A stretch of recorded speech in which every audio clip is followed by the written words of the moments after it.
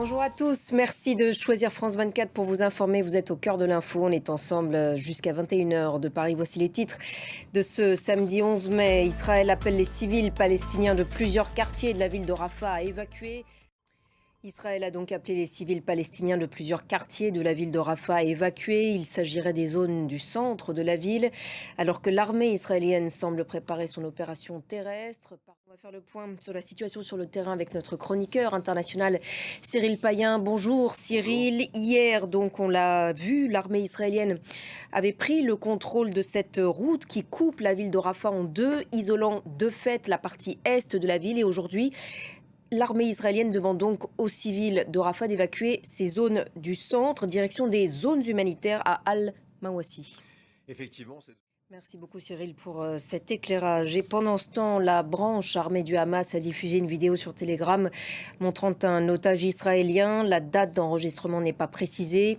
L'otage se présente comme étant Nadav Popelwell du kibbutz Nirim. On rejoint à Jérusalem notre envoyé spécial Ludovic de Foucault. Bonjour Ludovic. Otage qui, selon la branche armée du Hamas, aurait été tué dans une frappe israélienne. Une information à prendre encore avec beaucoup de précautions.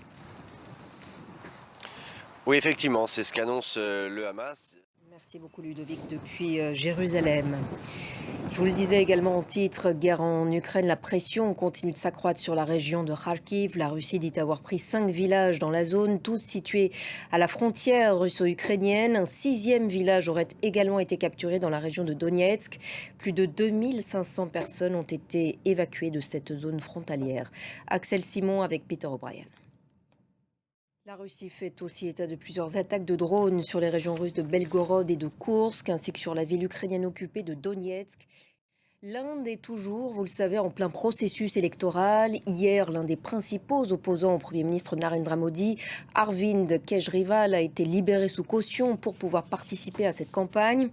À sa sortie de prison, il a appelé à combattre la dictature, accusant Narendra Modi d'instrumentaliser la justice pour faire taire ses adversaires. Axel Simon.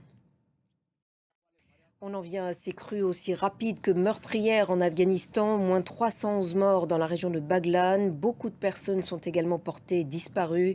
L'état d'urgence a été décrété dans tout le nord-est du pays. Léo Péchard. Depuis hier et encore ce soir, un spectacle rare et époustouflant à voir dans les cieux dans nombre d'endroits de la planète.